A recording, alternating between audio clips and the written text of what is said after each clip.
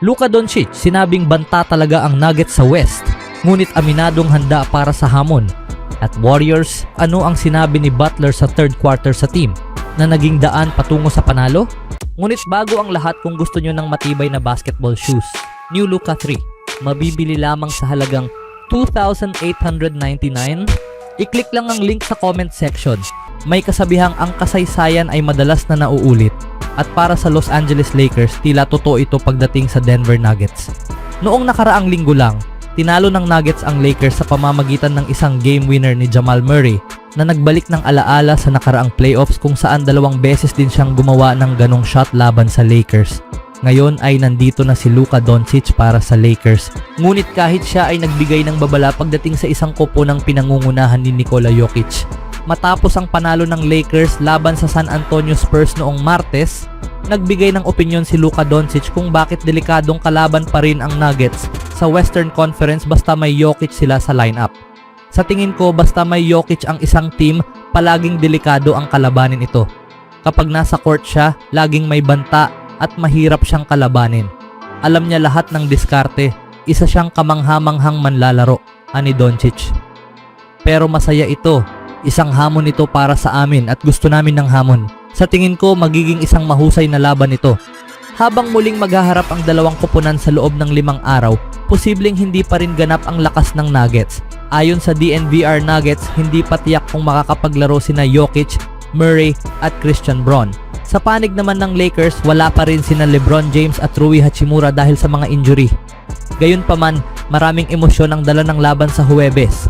Matapos talunin ng Spurs, inamin ni Austin Reeves na may dagdag na motibasyon sila kapag kalaban ang Nuggets. Sa nakalipas na 2 postseason, 2 beses nang pinatalsik ng Nuggets ang Lakers. Noong 2023 Western Conference Finals, na sweep ng Denver ang Lakers. Noong nakaraang season, natalo ang Lakers sa Nuggets sa unang round in 4-1.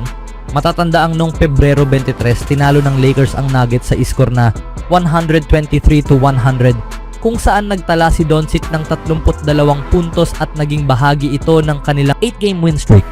Ngunit sa kasalukuyang season, 2 sa panalo at 1 pagkatalo ang standing ng Nuggets laban sa Lakers, at ang kanilang laban sa Huwebes ang magiging huling paghaharap nila sa regular season.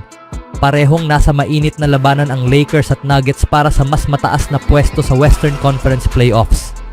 Sa ngayon, nasa ikatlong pwesto ang Nuggets na may 44-25 record, habang nasa ika-4 na pwesto ang Lakers, isang buong laro sa likod ng Nuggets. Anong masasabi niyo mga kaibigan sa paparating na laban? Sa ibang balita naman, ang Warriors ay kailangang maghintay ng 1 araw matapos ang pagkatalo nila sa undermanned Denver Nuggets. Dahil sa matinding focus, nagkaroon sila ng malakas na simula at isang komportableng kalamangan sa halftime, ngunit nawala ito sa ikatlong quarter. Gayunpaman, natagpuan ng Warriors ang kanilang panibagong sigla sa pagtatapos ng third quarter at naitigil ang kanilang mga turnovers sa fourth. Dahilan upang makuha nila ang isang panalo laban sa Milwaukee Bucks sa Chase Center nitong Miyerkules ng araw kahit wala si Steph Curry. Si Jimmy Butler ang nagdala sa Warriors na walang Curry. Halos makuha niya ang kanyang pangalawang triple-double sa team. Nagtala ng 24 na puntos, 8 rebounds at 10 assists sa loob ng 36 na minuto. Perpekto siya sa free throw line, 11 sa 11 at gumawa ng 16 sa kanyang 24 na puntos sa ikalawang kalahati. Bagamat 3 puntos lamang ang naitala ni Draymond Green, kahanga-hanga ang kanyang depensa kay Giannis Antetokounmpo. Ang superstar ng Bucks ay nagtala ng 20 puntos ngunit may mababang shooting percentage with 5 of 16 from the field. Si Green ay may 4 na blocks at 2 steals na nagbigay sa kanya ng kabuuang 9 na blocks at 5 steals sa huling 2 laro.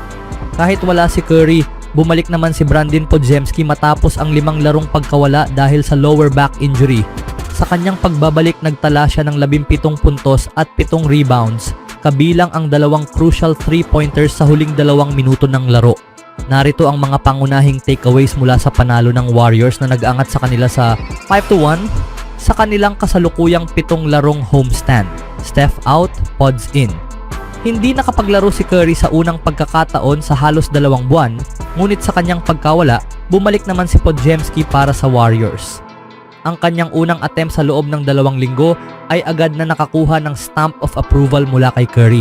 Nag-shoot si Podziemski mula sa left wing, pumasok ang bola at nagbigay ng 3 puntos sa Golden State bilang bahagi ng kanyang magandang simula. Ang kanyang pangalawang shot ay isa ring 3-pointer mula sa parehong bahagi ng court. Perpekto si Podziemski sa first half, 4 sa 4 sa field, kasama ang 2 3-pointers, isang mid-range jumper at isang right-handed runner gamit ang kanyang offhand. Bagamat mintis ang una niyang 3 tira sa second half, bumawi siya sa clutch, pumukol ng isang 3-pointer may higit 2 minuto pa sa fourth quarter. Isang minuto lang ang lumipas, muli niyang inulit ito upang bigyan ang Warriors ng 11 puntos na lead. Ang sumunod, Draymond's defensive masterclass. Dahil wala si Curry, isang malaking tanong kung paano pipigilan ng Warriors si Antetokounmpo. Siyempre si Green ang may pangunahing responsibilidad dito at hindi siya nabigo. Mula sa simula ipinakita na ni Green ang kanyang defensive intensity. Sa nakalipas na 14 na laro ni Antetokounmpo, umiskor siya ng hindi bababa sa 20 puntos sa 12 sa mga iyon at lumampas sa 30 puntos sa 4 na laro. Sinubukan agad ng 2-time NBA MVP na atakihin si Green ngunit agad niyang naranasan ang higpit ng depensa. Sa unang posisyon ng Bucks sa laro, binlock ni Green ang layup attempt ni Antetokounmpo at inulit niya ito makalipas ang 2 minuto. Sa unang 4 at kalahating minuto pa lang ng laro, may 3 blocks na si Green. 2 kay Antetokounmpo at isa nang i-rotate niya at pigilan ang jumper ni Taurean Prince, habang ang isa ay ang crisis averted.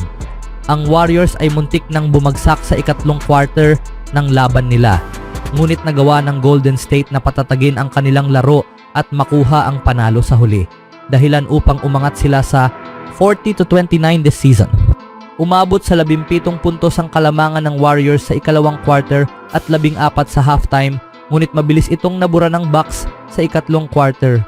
Nakakuha pa ang Milwaukee ng 6 na puntos na lead bago tuluyang umeksena si Jimmy Butler upang dalhin ang Warriors sa isang mahalagang panalo.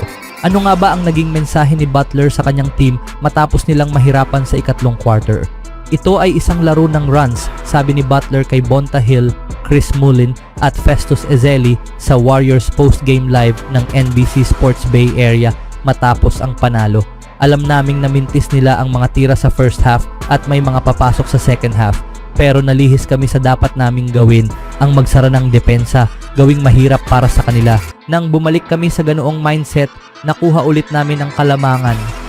Pinangunahan ni Butler ang Warriors na may game high na 24 na puntos, kung saan 16 dito ay nagmula sa ikalawang kalahati sa 4 of 9 shooting from the field at 8 of 8 from the free throw line. Sa pagkawala ni Steph Curry, kinakailangan ng Warriors ang isang playoff Jimmy na babandera sa kanila at eksakto itong ginawa ni Butler. Matapos ang isang nakakadismayang pagkatalo sa short-handed Denver Nuggets noong Martes ng araw, hindi bumagsak ang Warriors nang sumabog ang Bucks sa third quarter. Kung nangyari ito mas maaga sa season, malamang na hindi nakapag-adjust ang Warriors upang makuha ang panalo. Ngunit nagdala si Butler ng kakaibang elemento sa team at naging malinaw ito sa naging laban nila nitong araw ng Miyerkules. Anong masasabi niyo sa sinabi ni Butler, mga kaibigan?